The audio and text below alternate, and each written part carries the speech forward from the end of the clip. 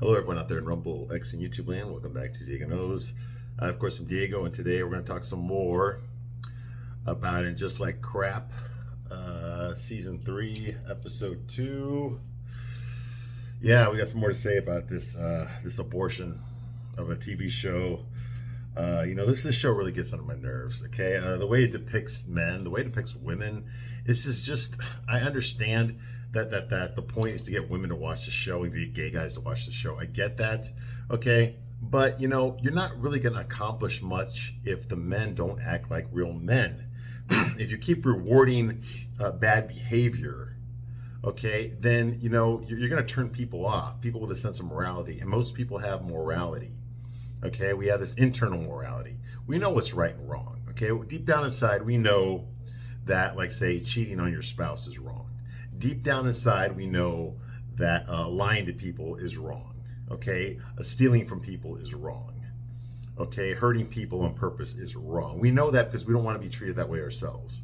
Okay, and what the show loves to do is it loves to fantasize these things. Okay, these virtues, these vices, whatever, okay, and likes to fetishize it, okay, kind of make it like it's cool to break the social norms. It's cool to go against what society tells us because society's wrong. Okay, we're gonna make up our own morality. Okay, and in our world, okay, it's okay to screw around. In our world, it's okay to cheat. It's okay to lie. It's okay to hurt people. Okay, it's okay to insult people. Okay, it's okay to screw around. You see what I mean? That's what they're telling you this, okay? And this show is aimed mostly at women, but also gay guys, and that's what they're telling them. They're telling them that it's okay to just fuck people over, okay? Because what you want is the most important thing, okay? Every character on the show is ruled by what they want. In other words, everyone's motivated by their own selfish desires, okay? Everyone's willing to do whatever it takes to get to whatever goal they have. Okay, Carrie is willing to throw people under the bus. She's willing to, she's willing to kill her husband in order to get the freedom that she wants. Okay, in order to relive her youth. Okay, to pretend that she's young and hot again. Okay, she's willing to go there. Okay, she's not going to tolerate people that don't accept that fantasy that she has, that she can do everything all over again. She can go back in time and fix all the bad things that she did back then, in the present. Okay, she can retroactively change her ending. Okay, and that's just not realistic. Okay, you got someone like Miranda who all of a sudden becomes gay because the actress became gay in real life, and the reason she became gay is because no guy wanted to fuck her. That's the truth. Okay, someone like that it's okay to break up your marriage. It's okay, to be gay, okay? And it's okay to throw your gay lifestyle into everyone's face. You see what I mean? Okay, and yeah, I'm supposed to sympathize with her. I'm supposed to empathize with Miranda. I mean, I never really empathized with her, but there were moments on Sex and the City where she was humbled. She was humbled by life. There was moments there where, you kind of felt for her because you could see what her struggle was. Okay, there's none of that anymore. There is no empathy with Miranda at all. I don't feel sorry for her. In fact, when something goes wrong, okay, when she hits on someone and they reject her, I'm actually laugh about it, okay, because she's not a good person. Okay, she never really was a good person, but she's even worse now than she was before. Okay, this woman has no sense of empathy. She has no sense of caring about other people's feelings. Okay, so much less why should I care about hers? You see what I mean? Everything is about what she wants to do, okay? She wants to work for some woke company, go to woke university, to talk about woke things, to criticize other people's lives, to criticize men in general, okay? And straight people, okay? This is not a good person. It's not somebody that, I would be friends with or somebody that I would, even care about. There's nothing about Miranda that screams, I'd be a good friend to you.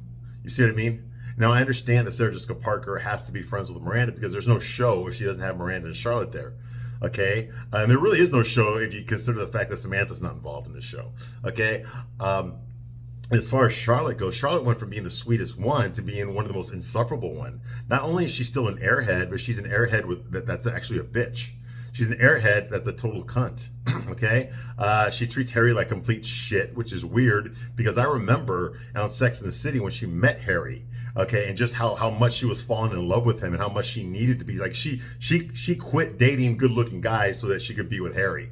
Okay, I remember when Harry was the best sex she'd ever had.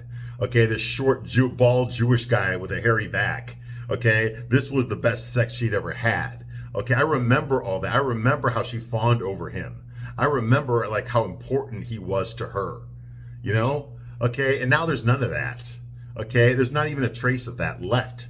She's just an insufferable bitch to him. Her kids boss her around because they're all insufferable as well. They're all pieces of shit too. Okay, only think about themselves. They think that they're fucking God's gift. Both of them do. Okay, and they take it out on their mom, and their mom takes it out on Harry. And Harry just fucking takes it. Oh yeah, you know, what can I say? You know, I'm just Jewish. Like that. Okay, like a little fucking limp dick soy boy piece of shit. Okay, so she's not likable either. And those are the three main characters. Now, Anthony's fine, okay? I like Anthony, okay? But Anthony's just a walking gay joke. He really is. Let's say all he's there to do is to be the gay guy who's always fucking horny, okay? Who's always talking about men's nice asses and getting fucked in the ass, okay? That's all he's really there to do. Okay, now he is funny. I mean, Mario Catone is a very funny guy. I all hands down, I love that character in small doses. He is funny because he has no filter. He just says whatever he wants to a fault. Okay, like he pisses the characters off when he does that. But a whole storyline about him getting fucked in the ass by his big dick boyfriend, do I really want to see that on the show? I really don't. Okay, even Sex and the City never went that far. Okay, they never had like gay sex scenes in there. Okay, there was other shows for that. Okay, Sex and the City was not one of those shows because Sex and the City was for straight women, straight college educated women in their 20s and 30s. You know, with no kids, okay, with no desire to have kids, who are just, you know, working and trying to, you know, rise the corporate ladder, okay? That's what the core base of Sex and the City was. And in that setting, okay, yes, gay people, you know, they serve a purpose on that show in small doses. I mean, there was a place for Stanford. There's a reason Stanford wasn't one of the main characters. There's a reason Anthony wasn't one of the main characters, okay? They had 4 main characters, okay? Now you've got like 7 main characters, okay? And none of them really contributes anything to the show. They don't bring anything to this. There's no general story where every character contributes something to the overall picture. You see what I mean? There is no overarching story here. Okay, there's nothing, you know, that they're trying to say, hey, listen, we're going to start something in the first episode of it just like that. And by the time the series is over, we will have concluded this big overarching story. There's none of that here. They don't know what the fuck they're doing. What they're doing is they're going on X, they're going on social media, probably Blue Sky, because that's where all the libtards live, on Blue Sky, okay? Because they're all pissed off that Biden, you know, had to drop out and that Harris lost the election, okay? So what they're doing is they're going on social media, they're looking at all the feedback of their show, and instead of like using this information to course correct, what they're deciding is, okay, let's just make fun of those people. Those people don't like our show, well, fuck you. I'm going to create a character that's going to make fun of that person, okay? You see what I mean? So they're watching all these YouTubers and all these podcast people, okay, and they're deciding to troll us. They're deciding to troll us. You understand that? Okay, they fucking hate us so much, okay, that they want to teach us a lesson on this show, okay? They're not trying to change because we're fans of Sex and the City and we want this show to be good. Not at all. That thought never even crossed their mind. They're trying to be progressive. They're trying to turn Sex and the City into something that it never was because it's 2025 and that's what it needs to be. You know, it needs to be nothing but fucking Black Lives Matter and fucking pride parades, okay? And the truth is the core audience never gave a shit about those things. That's not what Sex and the City was ever about. But that is exactly what this show is about. It's about ugly women and their fucking sex lives. Old ugly women and young ugly women and their sex lives, okay? And gay guys and their sex lives. Nobody gives a shit about that. That's not what the show is about. For Christ's sake, okay? Get some fucking men in here. Get some men in here to fucking interject some fucking testosterone into these scripts. I know the show is not made for us, okay? But if you really want women to enjoy this show, you've got to put real men in it, okay? And I know that it's nothing but fucking gay people that make this fucking show. I totally get that. It's nothing but man-hating feminists and gay guys that make this show. I completely understand that that's what they are. That's the bubble they live in. That's how they view the world as they see it, okay? But the rest of the world doesn't actually view it that way. Okay, most women are actually attracted to men. I know. Holy shit, you'd never guess that by watching this show. But it's fucking true. And most women want to be with a man that actually acts like a fucking man. Not some limp dick fucking soy boy who puts up with his wife's fucking abuse, agrees to all her fucking demands, and pays for everything, but yet has no fucking authority in his own fucking household. That's bullshit. No man wants to do that. No guy wants that. That's not fucking realistic. Put a fucking man in there. Even Aiden's not a fucking man. It's clear that Carrie's not happy with him. It's clear that Carrie doesn't like the fucking situation they're in, but he acts like it's fucking okay. He acts like there's nothing wrong. We can make it. It's only 5 years. It'll be all right. You know, no, fuck that shit. Nobody would fucking agree to this shit. If your kid's fucking suicidal, if he's so fucking bad that you can't turn your back on him for 5 minutes without him trying to kill himself, then he needs to be in a fucking institution. That's showing love. He needs to be watched 24/7 by professionals. Okay, because there's something more wrong with your fucking son than the fact that his dad's got a new girlfriend. Okay, this is bullshit. Did he try to kill himself when your fucking wife is fucking her big dick boyfriend? Did he try to kill himself over that? No, he didn't, did he? I mean, it's just fucking ridiculous. Anyway, all right. But I'm giving you a straight man's point of view. All right, real quickly here. Okay, just so you know, that right there, okay, that right there, that is my ex right there. And this right here, okay, that is my Rumble. Okay, that's my Rumble. Because I have to post this stuff over there because, you know, YouTube, you know, I mean, what is YouTube? YouTube is in San Francisco, okay? You know, they're all libtards over there. They're all rioting over there and stuff. They have no respect for the government, no respect for fucking elected officials, all right? So they're all about, you know, like helping illegal aliens, you know, kill and rape people and human trafficking. That's okay, you know. But anyway, yes, okay, so, you know, they're you know, if they decide, they could easily take down all these videos. Okay, they really could. Okay, and I don't care. I'm small fry. I know they're not after me. I know they're not after me. Okay, because I'm nothing. Okay, there's a lot bigger YouTubers out there. Okay, but they do tend to censor people. Okay, and that's definitely not what this country's about. Okay, you should be able to hear all sides and make your own decision. All right. Now, what I'm doing here is I'm gonna give you a straight man's point of view, whether you like it or not. Okay, so if you're easily offended, if you're easily triggered, get the fuck out right now. Because I'm probably going to piss you off, but I'm going to tell you the truth. I'm going to tell you what a real guy thinks about this show, about these situations, about these characters, and where the storyline is not going, okay? So the real question you need to ask yourself is, can you handle it? Can you handle the truth? Because I know goddamn well that you cannot, but you're going to get it. You're going to get it straight up, baby, with no lube. There is no lube here. And you remember when I said that they were trolling us just a minute ago? How they're like trying to make fun of us, all us YouTubers that are reacting to these episodes, they're trying to make fun of us, you know? They don't like us very much because we tell them what they don't want to hear. We burst the bubble that they're living in. We keep bursting it, and that pisses them off. They want the whole world to be like Miranda. You see what I mean? They want the whole world to be like Seema, okay? They want the whole world to be like Lisa Todd Wesley and Charlotte. You know, if you're white, you need to just succumb and give in to all this woke progressive crap. Okay, and if you're not, you're the enemy. Okay, and so anyone who speaks against that message, that narrative, I mean, Christ, they can't even get through this fucking episode without a goddamn environmentalist speech in here, okay? To remind you about the fucking environment, for Christ's sake. I mean, that's how woke they are. I mean, my God, you know, when you're telling a black person that, you know, you have way too much fucking privilege, you know, that's like, what the fuck? Like, you're not black enough? When you're telling a black person on the show that you're not black enough to go to Harvard, you know, like, what the fuck is this shit? What, because he plays lacrosse, which is traditionally a white sport? This is bullshit.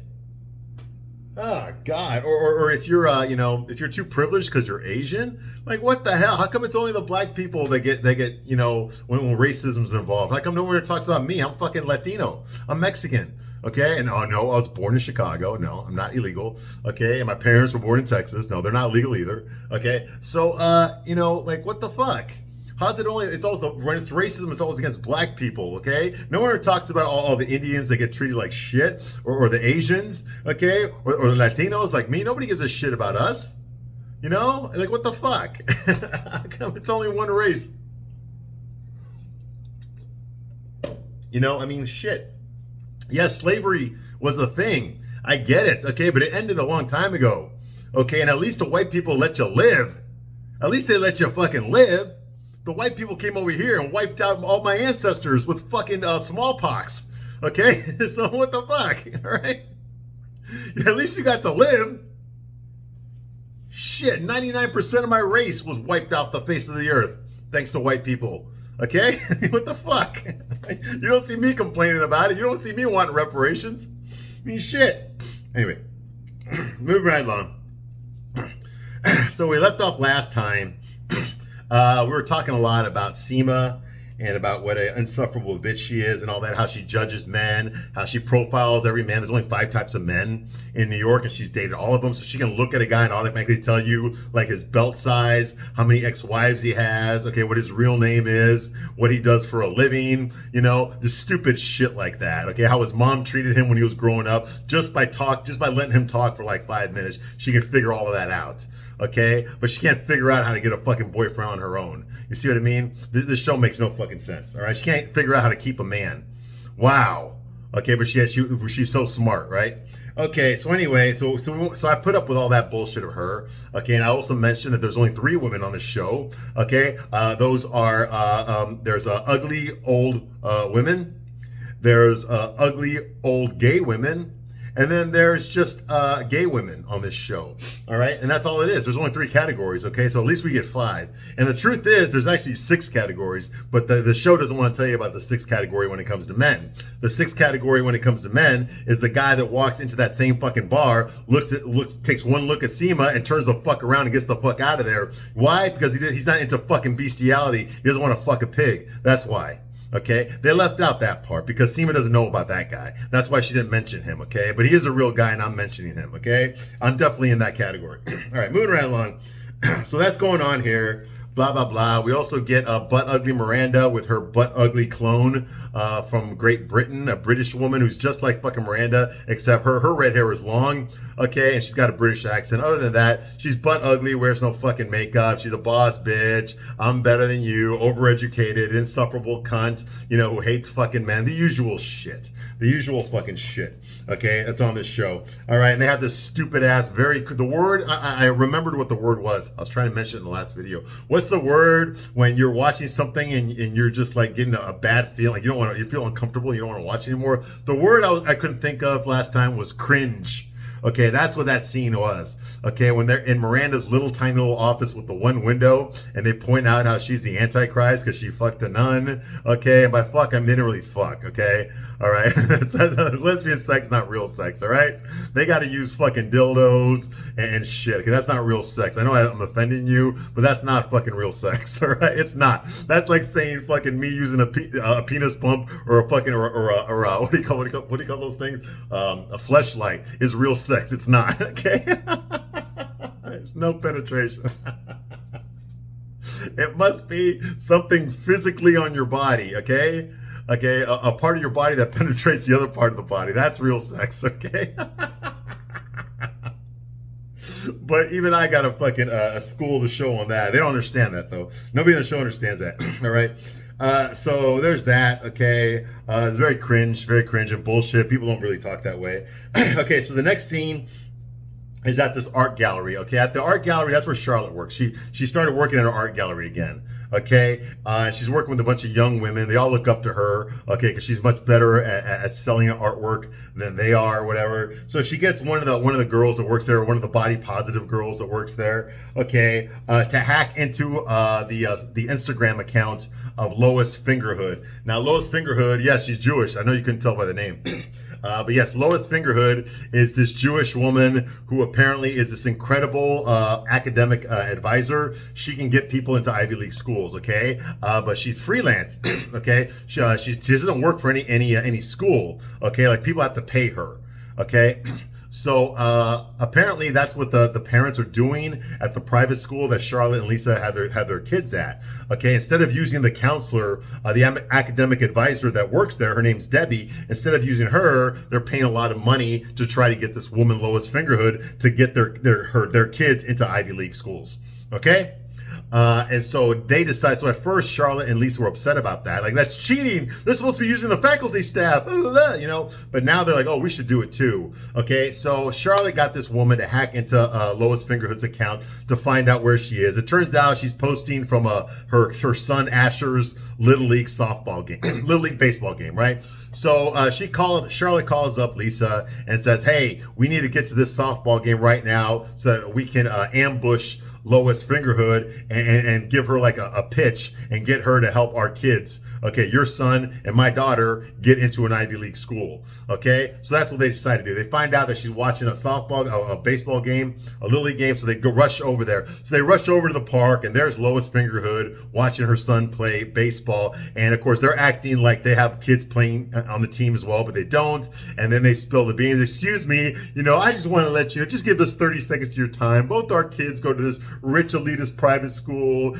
and we really want our children to go into Ivy League, and we just really could do, you name your price, blah, blah, blah, that kind of thing. Okay, so they're cheating too. They were complaining about it, now they're doing it. Okay, but to be honest with you, Charlotte and Lisa are fucking pieces of shit. There was an episode last season, okay, where they were both fingering themselves over a 15-year-old boy. Okay, over a 15-year-old boy. And I guess that's considered sexy and nuanced on this show. Despite the fact that in real life, okay, every fucking day there's another teacher getting arrested, okay, who's usually married in her late 20s or fucking mid 30s, who's fucking a 12-year-old boy. One of her students are having three-ways, okay, or having orgies with 12, 14, and 15-year-old boys. That actually happens almost every fucking day. Watch the news. It's fucking true, okay? But yet on this show, it's okay. It's actually encouraged. And if you're a man and you don't like it, that just means that you're jealous that you can't get no pussy. Okay, no. There's a big fucking difference, okay, between a 60-year-old woman, okay, trying to fuck a 15-year-old boy. All right? Big fucking difference. Anyway, moving right along, okay? On this show, it's okay to do that. Moving right along. So that's going on here, okay? And so they, like I said, they ambush Lois Fingerhood at the baseball game, okay? And they suck up to her and they make a pitch, okay? Now, the next scene that we have here, this is the part that really fucking pisses me off. Remember earlier when I said they're trolling us, okay? Well, I'm not sure, okay? I will say this. I do know someone who works in television. And I did hear a rumor that someone on this show heard about me. Someone on this show heard about me. Now, I don't know if that has anything to do with this episode or not. Okay. It probably doesn't. Okay. But it really, really, it really, really shocked me. Okay. That out of all the names they could have picked, to have this kid who's basically a queer, all right, that they had him on this show. Yes, and y'all know what I'm talking about, okay? Okay, so did I actually affect this episode? I don't know. Okay, are they just trying to make fun of me if they even know who the hell I am? I don't know, maybe not, I don't know, okay? But it's just weird, okay, that name had to show up on this episode, okay?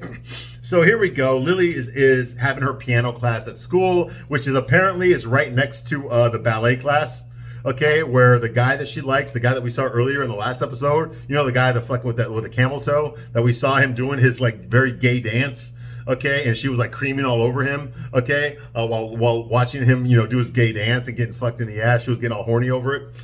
So yes, okay, and by the way, Lily looks like shit. She's not a pretty girl at all. I'm sorry. And it's not because she's Asian, okay? I know plenty of beautiful Asians, okay? She's just not pretty, okay? And her fucking attitude is terrible as well, okay? She's just an insufferable bitch. She's just an Asian version of her fucking sister Rose. Rock. She's just an Asian version of that, okay? Only not lesbian. That's the only fucking difference, really, okay? They're both the same woman, only one is white and one is Asian. Okay, they're both insufferable, entitled, spoiled fucking brats who think the fucking world revolves around them, and they both treat like their parents like fucking shit. Okay, yes, but they're both basically the same person. Okay, so Lily's there playing her piano and she's creaming in her fucking skirt there while she's watching Diego. Yes, this fucking queer boy's name is Diego. Are you trying to tell me something here? Okay, huh? Are you? Are you really trying to tell me something here? Did you just pick that name out of a hat? I really wonder. All right. Anyway, this fucking kid, okay, who's nothing like I was at that age, all right, is over here. Yeah, his name's Diego. Can you believe this shit? His name's Diego. All right. Anyway, I cringed when I heard that. What the fuck? Yeah, that was my reaction to that. Okay. And okay, so this queer boy is practicing, and he's making fuck me eyes at the guy standing behind Lily. Okay, because Lily doesn't notice that. Anyway, moving right along, Charlotte calls. You can see Lily's phone blowing up, but of course Lily is too mesmerized by Diego's butt moving in his fucking little, tutu and shit, right? So she doesn't answer her phone. Okay. So the very next scene, okay, there is a stairwell right there, okay, a stairwell, and right there on the stairwell, very narrow stairwell, there is Diego in his leotards, okay, his gay leotards, making out with Lily. They're kissing, okay, she doesn't have any boobs, so she can't be grabbing her boobs, or maybe because he's gay, he doesn't really know where to touch women, but they're trying to make it look believable, like he's kissing this girl. Then all of a sudden, here comes Charlotte up the stairs in her fucking $50,000 dress, okay, going like, Lily, oh my God. And Lily's like, Mom, what are you doing here? First of all, if you're going to be making out with your boyfriend or whatever, okay, in a school, you don't want to do it in the fucking hallway where people are just coming up and down the stairs without stopping. Even in this scene, we see students coming down the stairs. Why the fuck would you go there? Realistically, if you want to make out with your boyfriend or your girlfriend in school, you got to find a corner or a room where there's nobody around. Okay? Because that shit's not allowed, especially not in a fucking private school. Okay? Well, I'm pretty sure the tuition there is probably about 150 grand a semester. Okay? So in a school like that, you don't want to fucking just be making out right there in a very, very publicly used stairwell. You want to go somewhere a little bit more private. Okay? But yet they decide to make out there, and then Lily has the balls to fucking get pissed off that her mom caught her when she was fucking making out with her boyfriend in a very public area in the fucking university. Or the fucking private school that they're in.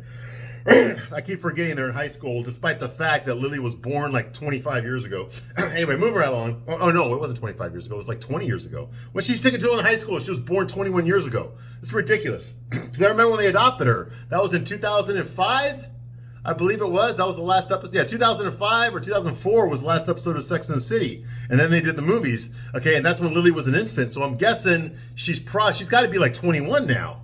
Okay, so why is she in high school if she was born 21 years ago? Go figure. Go figure. Okay, and Rose would have been born in what, 2008? Isn't that when the movie came out? When they got her? So Rose should be like what? 2008. She should be what, 17 or something? I can't do the math right now. No math right now. Okay, I'll do that later. Okay, so that's going on here. Okay, so yes, so Charlotte catches Lily making out with Diego. All right, okay, and she starts yelling. Lily starts yelling at her mom. What are you doing here? Why are you embarrassing me? You know? And Diego's like, oh, hello, Mrs. Goldenblatt. You know, that kind of shit. He fucking gets lost, okay? And she tells her that, listen, you wouldn't answer your phone. You wouldn't respond to my messages. So that's why I came here, all right? You know, so that's going on here, okay? And blah, blah, blah. Yeah, Lily tells Charlotte, you killed my mood. You killed the mood. Blah, blah, blah. You know, like, that's the way she talks to her mom. She's pissed off at her mom for stopping her from making out with her fucking boyfriend in front of everybody. Yeah, right. Anyway, Charlotte tells Lily that they're going to meet with Lois Fingerhood. Okay, and of course Lily goes like, "But what about Debbie? Debbie's my guidance counselor." He said, "No, you're not going to meet with her. You're going to meet with Lois Fingerhood, and she's going to get you into an Ivy League school." Okay, that kind of thing, right? Okay, and at the same time, okay, on the other side of the school, this is the scene I talked about last episode, the last video I made, where Lily shows up dressed like a fucking kaleidoscope, like she always does. All right, and she interrupts like the practice going on the lacrosse team. And she grabs her son and tells her son, blah, blah, blah, you know, you're going to meet Lily Fingerhood and she's going to get you into the Ivy League school. Blah, blah, blah. Okay? A lot of money wasted on nothing. Okay? Next scene is Seema. We go back to Seema. Seema walks into her office, okay, like she's a boss bitch, you know, swerving your hips. Okay, I know she owns the place. She's co-owner of her company. I get it. She's very successful at real estate. She has a gay partner, okay, named Elliot, played by John Glover. Okay, and she's very good at what she does. I'm not taking anything away from her as far as that goes. All right, so I get it. She's very successful. Okay, but what the fuck does all this mean if you have no one to share it with? And that's the part that they don't really talk about here. Seema is so proud of herself for owning her own business and being such a good real estate agent. Okay, what the fuck does that matter when you got to sleep alone every single night? Okay, or the guys that you do fuck, okay, don't give two fucking shits about you. What kind of life is that? How do you live with yourself like that? You have no fucking kids, you have no extended family, no nothing. You don't even fucking like your parents because she was trying, their parents have been trying to matchmake her since she was 12 years old. I mean, this is bullshit. She's an insufferable cunt, and on top of all that, she smokes, and she's out of shape, and she looks like shit. But she thinks she's all that. That's the problem I have with Seema. All right, so she's walking around like she's fucking Sharon Stone from Basic Instinct. You know, yeah, Sharon Stone if she was about 100 pounds heavier. All right, anyway. So she walks in her office like that, like a boss bitch. Of course, she's insulting the man that actually showed up to meet her on a fucking date. She's making fun of him and blah, blah, blah, you know. And she should be fucking praying to God that a man actually showed up and didn't fucking turn to stone once he fucking looked at her ugly ass. Anyway, her gay partner, yes, he's gay, Elliot, played by John Glover, who's gay in real life. Now, for those of you who don't know who John Glover is, the reason you recognize him is that he was on Smallville. He played Lex Luthor's dad on Smallville. He's there, okay? He was in Scrooge. That's a movie I watch every single Christmas. He was in Gremlins 2. He played like the evil executive. Okay, he's been in a lot of stuff. He was even in Batman, Batman Forever, the one with Uma Thurman and Val Kilmer. Yeah, Uma Thurman, Batman and Robin. The one with George Clooney. Yes. The one with George Clooney and the Batman credit card and Arnold Schwarzenegger's Mr. Freeze. Yeah, he was in that movie too. All right, so he's been in a lot of stuff. Anyway, well, apparently he's gay and he plays a gay guy here. That is Elliot's, that is Seema's partner, okay? They both own the real estate agency, okay? And he wants to talk to her, okay, in private, okay? So he talks to her and he tells her that he's been suffering from severe body pains because of her sex life. Because she keeps dating these guys that are all beneath her. She can't seem to hook onto a guy. They're all pieces of shit. Of course he's going to take her side. And he's decided to do something about it. He tells her, listen, I'm hiring somebody. That person's name is Sydney. You're going to meet them for lunch. This is it. Blah, blah, blah. Okay? So Seema's like, oh, well, I'm so sorry that my dating problems have hurt you so much. You know, that kind of thing, right? Anyway, Sydney. So Sherry shows up at the restaurant because it's always a fancy, super expensive restaurant on the show. They don't go to those cheap-ass diners anymore like they did on Sex and the City. All right, so she's there, and there shows up. We meet Sydney. Sydney's played by Cherry O'Terry. Now, you know who Cherry O'Terry is. She's that really short white girl that was on Saturday Night Live. She was one. You remember those cheerleaders that wore the sweaters, Will Ferrell, and the girl? Well, she was the girl, okay? You know, doing all the stupid-ass cheers, okay? That's Cherry O'Terry. Now you remember her, okay? She also did like I guess it was the Brooklyn, okay? The Brooklyn Italian woman who was always in front of her porch, you know, screaming at the neighbors and shit. She did that one on Saturday Night Live. And I remember her very well because I remember Sylvester Stallone hosted Saturday Night Live once and he played her husband. She's always talking about her husband. And then in that episode of Saturday Night Live, her husband actually did show up and it was Sylvester Stallone. Okay, so that was kind of funny. Okay, so she's there. Okay, her name is Sydney. Sydney Cherkoff. Yes, yeah, Jerkoff. Get the joke? Sydney Jerkoff? Yeah. Okay, her name is Sydney Cherkoff, okay, from SNL, okay? And Seema thinks that she's a lesbian and that maybe Elliot put her on a lesbian blind date, and she tells Sydney, I'm not a lesbian, okay? Because if I was a lesbian, okay, my life would be so much easier. Message for all you ladies out there, if you can't get a guy, go lesbian. Their standards are less. You'll be happier. Okay, that's the message there. Of course, I'm pretty sure Cynthia Nixon has something to do with that. Anyway, so that's going on here. Okay, and she says, Seema says, my life would be so much easier if I was gay. All right, and that should be the name of this TV show. Okay, not end just like that. The name of this show should be, my life would be so much easier if I was gay. That would be a more appropriate title for this fucking piece of shit show. My life would be so much easier if I was gay. All right. Moving right along, Sydney, of course, profiles Seema, where Seema's not used to that because she profiles all the men and she knows exactly everything about men just by looking at them and hearing them talk for 5 minutes. Well, now Sydney does it to Seema. Okay, she even orders for her and knows exactly how Seema likes her salmon. Okay, when she orders the food for her. Okay. And Sydney says, let's see, you're 55, passing for 49, great skin. No, you're wrong, Sydney. She's actually 59, passing for 60. I know because I checked her fucking birthday. She was born in 66. All right, moving right along. Basically, she checks off all the boss bitch check marks except for finding the man of her dreams. So this is what Sydney tells her. Okay, all the boss bitch check marks, you own your business, you're successful, you're a boss bitch, you're strong, you're independent, you're smart, you're well educated, you're successful, you're basically eating her pussy. And then telling her, okay, that you've got everything going for you except finding the man of your dreams. Oh, you're like a female version of what's his name? Of Richard Gere from Pretty Woman. You know, you got everything except the only problem in your life is you just can't seem to find real love. Oh, get the fuck out of here with that bullshit, okay? She's not, you know, she can be all the, none of those things that Cherry O'Terry mentioned are things that men find attractive, so it doesn't fucking matter. It doesn't fucking matter. The only guys that care about how much money a woman has are guys that are fucking like male gigolos, okay? And most of those guys are usually gay, okay? And whatever fucking, whatever presents and gifts you give them, they're just gonna give it to their fucking boyfriend, okay? They're just arm candy to make you feel better about yourself, okay? That's all they are, okay? And once you're fucking dead, they're gonna take your fucking money, all right? That's all they care about. Those are the only guys that care about how much money a woman has, okay? Men, we grew up knowing that we're gonna have to fucking support our wife, okay? So we better make more money than her. We grow up knowing that already. It's already a given. We get it. Women don't want to date guys that make less money than them anyway. At least not most women don't. The only women that do are women that are desperate. But we can't have Seema being desperate, right? Because that goes against the message of the show. She's got to be a boss bitch. You know, that kind of bullshit.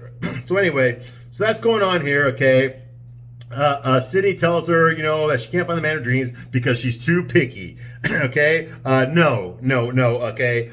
She disqualifies and insults every single man that she does date because deep down inside, she knows that no man really wants her. But the show isn't going to go there. And that's the truth, okay? She disqualifies all these guys. She rejects all these men to their face in a very insulting and emasculating way. And the reason she does this is she knows goddamn well, okay, that no guy really wants her. So it's better for her to reject him than for her to get rejected by him, okay? Because on this show, no woman's really going to get rejected by a man. Okay, it can't happen. Not in this universe where the women are all boss bitches and they run the show. Okay, no, the men are all the weak ones. The men are the ones that get rejected. The men are the ones that have to cry themselves to sleep. Okay, the men are the ones that are weak and sensitive. Not the women. Not on this show. You see what I mean? That's the message of this show. Okay, the show that's called My Life Would Be So Much Easier If I Was Gay. All right. So moving right along, Sydney correctly orders Seema's food, and she wants Seema to try the Sydney Cherkoff way. She wants basically to give Seema a makeover, okay, to follow Sydney's instructions, change the way she looks, change the way she acts, change the things that she talks about, okay, in order to attract a man. I know, it's backwards thinking, but Seema really does need it. Okay, but she needs it from a man, not from a woman. Okay, a woman's just there to take her fucking money and tell her what she wants to hear. And unfortunately, that's the fucking truth. Now, Sydney already said that Elliot's paying for her services, so kudos for that, okay? But ladies, if you really want to know what turns a man on, you need to talk to a man. Okay, you need to listen to a man. Okay, and I'm not charging you anything, but I'm telling you the fucking truth, all right? You know, don't listen to other women. Women are just there to bolster each other. It's like those personal trainers you see all the fucking time. I see them all the fucking time. Okay, they're always training somebody. They're always talking. They're always being enthusiastic. I don't know what I can guess what they're talking about, but you look at their body language. They're always like, oh, you know, like that, like all excited and preppy and shit. Okay, the bottom line is these personal trainers are not real fucking personal trainers. They're only there to tell you the shit that you want to fucking hear so you'll feel better about yourself. Okay, they're basically what hairdressers do. They listen to your fucking problems and they tell you everything's going to be okay. Okay, that's why you keep seeing these people with the same personal trainers for a year, and they've gotten even fatter in that year. They have not changed their body at all. Okay, because all they really want is to pay someone to be their fucking friend and tell them what they want to hear, and that's the truth. And that's what Sydney is. All right, you need to find a guy who's got nothing to lose. Okay, who's got nothing to gain by lying to you. Okay, like me. All right, moving right along. Seema stares at her empty bed. There's a scene where she's staring at her bed. Okay, and she's all depressed. We actually see some humility from Seema for a change, and she's just looking at her bed, just like, Now I know why they do. This is a callback to season 1 and season 2, okay, where they did point out that underneath all this shit, Seema is very lonely. And I actually liked her because the show went there and showed you. She even lied to her parents about having a boyfriend, okay? She actually told her parents that she had a boyfriend, okay? She made up a name for him, a job, an age, and everything, okay? And Carrie called her out on that lie.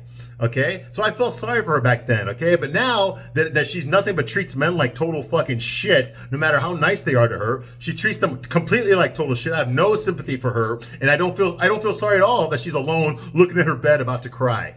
Okay, the reason she's alone, the reason she's looking at her bed, the reason her bed is empty is because she wants it that way. She's a fucking cunt. In order for her to find a guy, she's actually gonna have to do something that nobody on the show wants to talk about, much less even fucking do. And you know what that is? She's gonna have to actually be fucking nice to men. Yes, I know! Sacrilege! How the hell could anybody on the show? Men don't deserve anything nice! They're the problem! Especially you straight white motherfuckers! Well, if you want to get laid by a guy, you're gonna have to treat them with fucking a little bit of fucking respect. Okay? That's the only way it's gonna fucking work. You're actually gonna have to be nice to a man for a fucking change. Okay? Why don't you try something you haven't fucking done before, Seema? Be nice to a fucking guy, and maybe they'll fucking be nice to you back. Have you ever fucking thought about that? Of course not, because you can't. Nobody on the show can do that. Nobody even knows on the show knows what the fuck I'm talking about. God damn. All right. I'm done for now. I'll be back and I will continue my review of this abortion. I thank you very much for watching this long. I'll see you soon in the next one. Bye.